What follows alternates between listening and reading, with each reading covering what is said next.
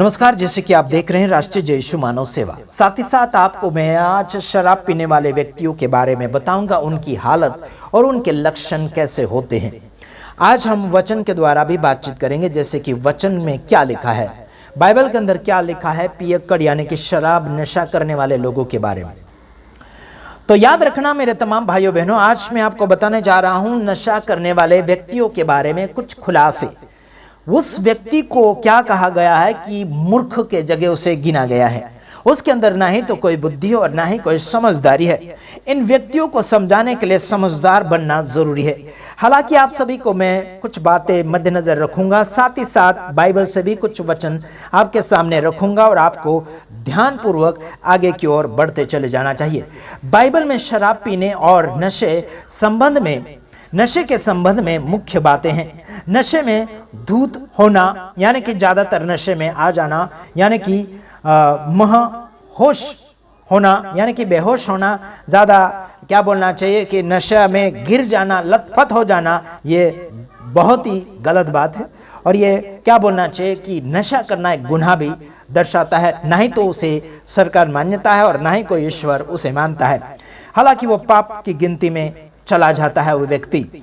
हालांकि यहां पर मैं आपको बताना चाहूंगा कि इफिसियों उसका 5 अध्याय उसका 18 वचन में कहा गया है, यानी कि दाखरस शराब में मत वाले न बनो, क्योंकि इससे यानी कि लूटापन क्या बोलता है, लूटापन होता है, पर आत्मा से परिपूर्ण होते जाओ। क्या बोला है कि दाखरस या फिर शराब पीने वाले ना बने। इससे क्या होता है, लूटापन होता है, लूट जाता होता है और लूट लेता है या फिर लूट जाता है। यहां लिखा है कि पर आत्मा से परिपूर्ण होते जाओ। किससे? आत्मा से परिपूर्ण होते जाओ, आत्मा में भरते जाओ और आगे की ओर बढ़ते चले जाओ। एक व्यक्ति हमारे गुजरात में है, वो अच्छा खासा आराधक भी है और साथ ही साथ बड़ी बड़ी मीटिंगों में, सभाओं में वो हैंडलिंग भी करता है, लेकिन उसके घर में शराब भी की जाती है। और क्या बोलना चाहिए कि उसका पास्टर जो है एरिया लीडर भी है, एक संस्थापक का एरिया लीडर भी है। साथ ही साथ वो विश्वासी लड़का है और गायक भी है, और उसकी मम्मी और वो दोनों मिलकर वो शराब बेचते हैं। समझ रहे मेरे भाइयों बहनों, उन्होंने अच्छा खासा घर भी बना लिया है। आखिर मैं उसका नाम नहीं लेना चाहूंगा, अगर वो मेरे वीडियो को देख रहा है तो सुधारने में बड़ा उसे अच्छा लगेगा मेरे वीडियो को देखकर। मैंने वचन पढ़ा है इफिसियों उसका 5 का 18 वचन। साथ ही साथ शराब का चरित्र यानी कि शराब का चरित्र पर प्रभाव क्या है। शराब का चरित्र यानी कि गुण के ऊपर प्रभाव क्या होता है। अपने स्वास्थ्य पर शराब का प्रभाव, अपने बोलचाल के ऊपर शराब का प्रभाव क्या पड़ता है, उस बात को हम मद्देनजर लाएंगे। नीति वचन उसका 20 का 1 में लिखा है, दाखरस शराब झूठा करने वाली और क्या बोलना चाहिए, दाखरस शराब क्या करवाता है, ठट्टा करने वाली और मदिरा हुल्लड़ मचाने वाली है, और जितने लोग उसके कारण बहकते हैं वे बुद्धिमान नहीं होते। क्या कहा, दाखरस और शराब क्या करता है, ठट्टा बना देता है, ठट्टा या मजाक बना देता है। खुद भी वो ठट्टा करता है और दूसरों के नजर में भी वो एक मजाक बन जाता है, ठट्टा हो जाता है। साथ ही साथ हुल्लड़ भी मचाता है। मदिरा मतलब लाल शराब, आपने देखा होगा, जो लाल शराब होता है, ज्यादा लाल दिखता है ना, वो पीने से हुल्लड़ मच जाती है, हल्ला मच जाता है, झगड़ा उत्पन्न हो जाता है, हंगामे हो जाते हैं, है ना। उसके कारण लोग बहक भी जाते हैं। और ये लोग क्या होते हैं, इनको बुद्धिमान नहीं कहा गया है। ये लोग तो बुद्धिमान बिल्कुल नहीं है, तो उसका उल्टा अगर देखे तो वो पागल के बराबर है, वो निर्बुद्धि है, उसमें कोई भी प्रकार का समझदारी नहीं है। समझ रहे मेरे भाइयों बहनों।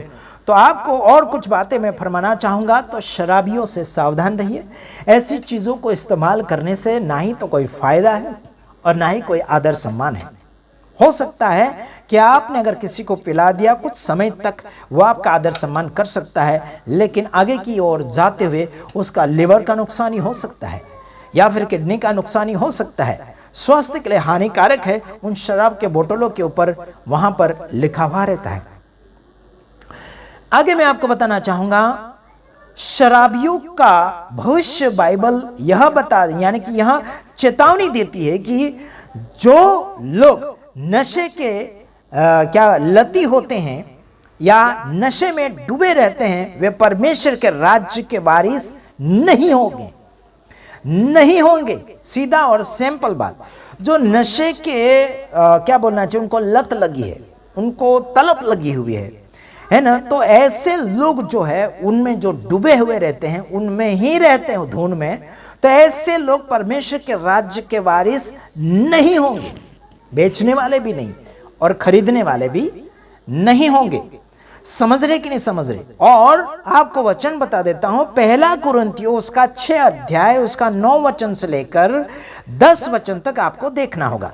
साथ ही साथ गलातियों की किताब 5 अध्याय उसका 19 वचन से लेकर 21 वचन तक आपको देखना होगा।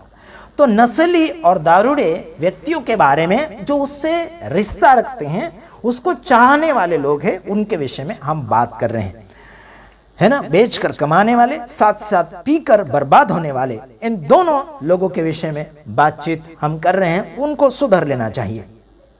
जो गांव को बिगाड़ रहे हैं, मतलब जनता को बिगाड़ रहे हैं, घर परिवार में सुकून बिगड़ रहा है, अशांति फैल रही है, झगड़ा फैल रहा है, झूठ मूठ हो रहा है, ठट्टा हो रहा है, बदनामी हो रही है, तो ध्यान रखिए। हाँ, इन सब के अलावा बाइबल बुरी संगति से बचने और अपने शरीर को पवित्र रखने की सलाह देती है, क्योंकि शरीर परमेश्वर का मंदिर है।